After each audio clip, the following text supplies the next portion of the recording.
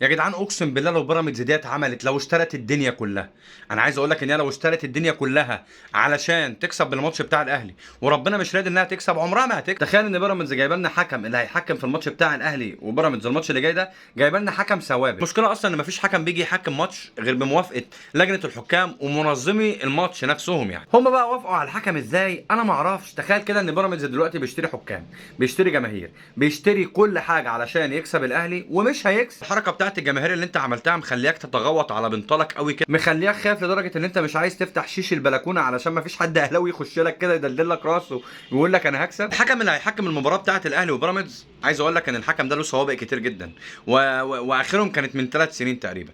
ولكن هو في سنه 2004 او 2005 تقريبا الحكم ده اتهم بالرشوه بسبب التلاعب بنتائج، وتم ايقافه 6 شهور واتحدد عليه غرامه كبيره جدا وقتها.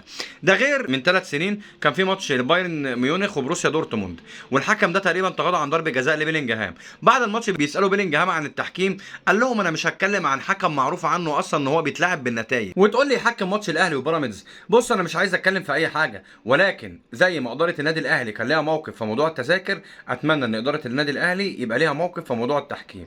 وليها موقف ملهاش موقف، انت لو حاربت الزمن عشان تكسب الاهلي مش هتعرف. بس ده مش بسبب اي حاجه، بسبب الحركه اللي انت كنت عملتها مع الجماهير، وفكرت في يوم من الايام انك تحاول تكسر جماهير الاهلي.